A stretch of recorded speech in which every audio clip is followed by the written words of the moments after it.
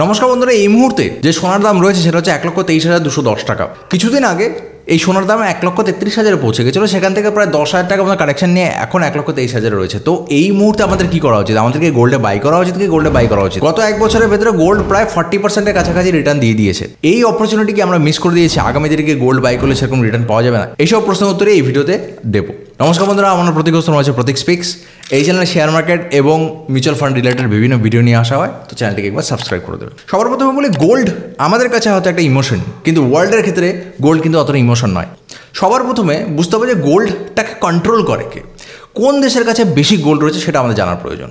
যদি এবার স্ক্রিনের দিকে একবার তাকাই, তো এখানে গোল্ড রিজার্ভে বিভিন্ন দেশের লিস্ট আমরা পেয়ে যাব। সবার উপরে যে দেশটা রয়েছে সেটার নাম হচ্ছে ইউনাইটেড স্টেটস অফ আমেরিকা, যার কাছে 8,133 টন গোল্ড রিজার্ভে রাখা রয়েছে। তারপরে জার্মানি রয়েছে, অনেকটাই ডিফারেন্স, 3,350 টন, তার মানে প্রায় 5,000 টনের ডিফারেন্স রয়েছে। তো যখন এত বেশি গোল্ড একটা দেশের কাছে থাকে, তার মানে সেই দেশের কিছু পলিসি, সেই দেশের কিছু রুলস অ্যান্ড রেগুলেশনস, তার এমপ্লয়মেন্ট ডেটা, তার ফেড কাট রেট কতটা কম হচ্ছে, সেগুলো ওয়ার্ল্ডকে একটা ওয়েভের মতন দেয়, যে সেই অনুযায়ী ওয়ার্ল্ড রেসপন্স করে যে হ্যাঁ, ওর কাছে এতটা রয়েছে, ও যখন এই নিয়মগুলো অ্যাপ্লাই করছে সেই এফেক্টটা কোথাও না কোথাও বাকি দেশের কাছেও পড়ে। স্পেশালি ইউরোপে তো পড়েই, বাকি এশিয়ার কান্ট্রিগুলো ধীরে ধীরে উঠে দাঁড়াচ্ছে। তো তাদের হয়তো আগামী 10 বছরের ভেতরে অন্যরকম হবে, কিন্তু এই মুহূর্তেও তারা সেই আমেরিকার গোল্ডের দাদাগিরির কাছে খুব একটা বেশি থাকতে পারে না। এবার আমেরিকার কাছে একটা অদ্ভুত সিনারিও রয়েছে। আমেরিকার যে বর্তমানে যে সিটিং প্রেসিডেন্ট রয়েছে, উনি বেশ কিছু ডিসিশন নিয়েছেন। জবের থেকে উনি নিজের চেয়ারে বসেছেন, উনি বেশ কিছু ডিসিশন নিয়েছেন, যে ডিসিশনগুলো অ্যাব্রাপ্টলি ইকোনমিক যে এনভায়রনমেন্ট সেটাকে চেঞ্জ করেছে। প্রথম কথা হচ্ছে ট্যারিফ, যে উনি ইন্ট্রোডিউস করেছেন যে কোনো দেশের উপরে যেভাবে খুশি ট্যারিফ।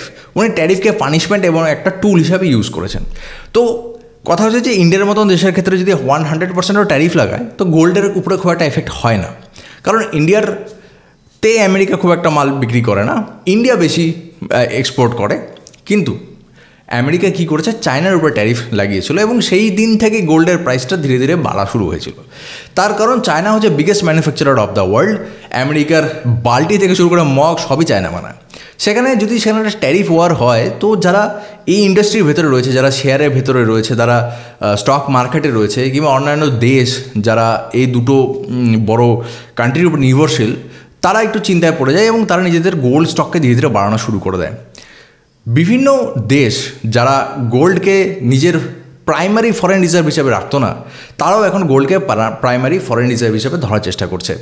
অনেক দেশ রয়েছে যারা ইউএস কারেন্সিকে নিজের ফরেন রিজার্ভ হিসেবে রাখতো, এবং ইউএস কারেন্সি 90% কিংবা 70%-এর মতন একটা লম্বা বড় স্টেকে রাখতো। সেখানে গোল্ডের পরিমাণ 5-10% থাকতো। এখন তারা চাচ্ছে যে আমাদের গোল্ডের রিজার্ভের পরিমাণ 10-20% যাতে হয়ে যায়। এবার কথা হচ্ছে যে গোল্ডই কেন, অন্যান্য মেটালও তো রয়েছে। কথা হচ্ছে গোল্ড ওয়াইডলি অ্যাকসেপ্টেড, গোল্ডের একটা হিস্ট্রি রয়েছে আমাদের হিউম্যান হিস্ট্রিতে, এবং গোল্ড রেয়ার, সব জায়গাতে অ্যাকসেপ্টেড। যে কোনো মানুষকে যদি গোল্ড দেওয়া হয় সেটা নির্দ্বিধায় নিয়ে নেবে।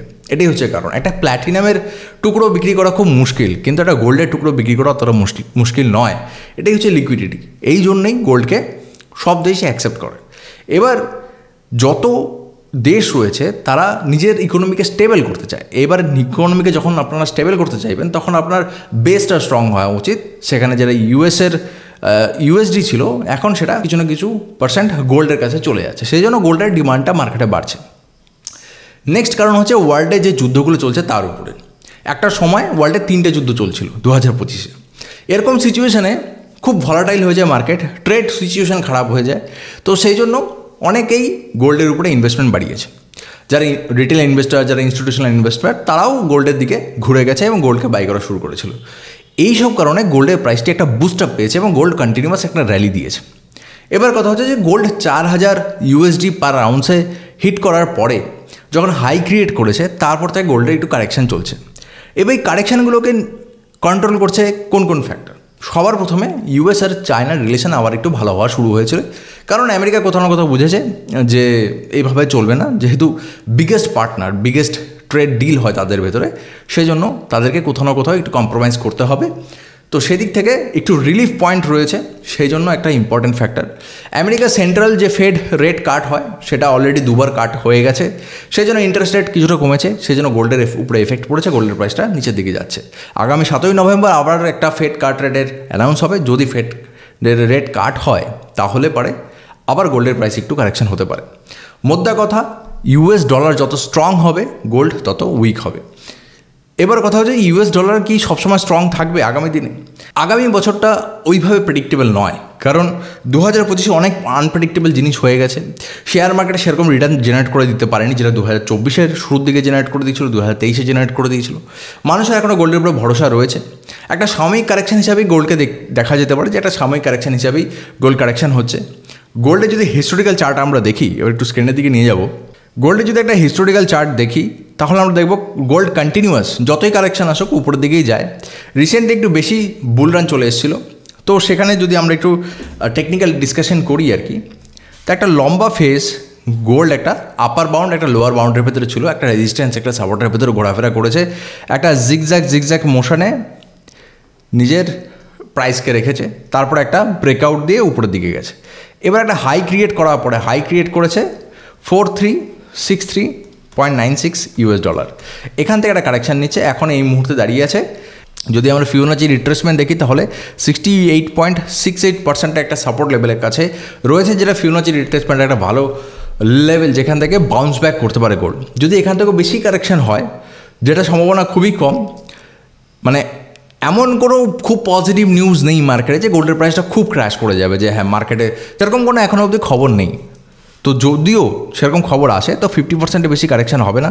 যদি 50% ফিবোনাচি রিট্রেসমেন্টে কারেকশান হয় তাহলে গোল্ডের প্রাইস দাঁড়াতে পারে 3838 ইউএস ডলার পার আউন্স। এর থেকে নিচে কারেকশান হওয়াটা মুশকিল, এবং এখানে যখন একটা সাপোর্ট নেবে হতে পারে যে গোল্ড একটু টাইম কারেকশান নিল, হয়তো আগামী 4 মাস গোল্ড একটু কারেকশানের ভেতরেই থাকলো, কিন্তু তারপরে গোল্ডের আবার র্যালি শুরু হওয়ার সম্ভাবনা অনেক বেশি। হ্যাঁ, ইন দ্য সেন্স যদি সাডেনলি কিছু রিলেশনস ভালো হয়ে যায়, সাডেনলি যদি ইউএস নিজের পলিসি অ্যাপ্লাই করে ইউক্রেন রাশিয়ার যুদ্ধকে থামাতে পারে, এরকম সিচুয়েশানে যদি কমপ্লিট পিস ডিল হয় তাহলে পরে গোল্ডের প্রাইসটা একটু ক্র্যাশ করার সম্ভাবনা রয়েছে। আদারওয়াইজ ছোটো ছোটো ফ্যাক্টর, যেরকম ইন্ডিয়ার উপরে যে ট্রেড ট্যারিফ লাগিয়েছে, ট্রেডের ট্যারিফের পানিশমেন্ট হিসেবে ইন্ডিয়াকে অ্যাপ্লাই করেছে, এগুলো যদি চলে যায়, H1 ভিসার উপরে যে এগুলো রয়েছে, এই রকম ছোটো ছোটো যে ইনফ্লুয়েন্সগুলো রয়েছে মার্কেটের উপরে, যদি হঠাৎ করেই এই ইনফ্লুয়েন্সগুলো চলে যাওয়া শুরু হয়, যেগুলো কারেকশান নিয়ে নিল কিংবা উইথড্র করে নিল, তাহলে হয়তো শেয়ার মার্কেটটা একটু উপরের দিকে যাবে। সেই ক্ষেত্রে অনেকেই টাকা শেয়ার মার্কেটের দিকে ঘোরানোর চেষ্টা করবে, তো সেই ক্ষেত্রে গোল্ডের একটু লিকুইডিটি বাড়তে পারে, গোল্ড আবার একটু সার্কুলেশনে বেশি আসতে পারে, সেই ক্ষেত্রে গোল্ডের আরেকটু কারেকশান আমরা দেখতে পারবো।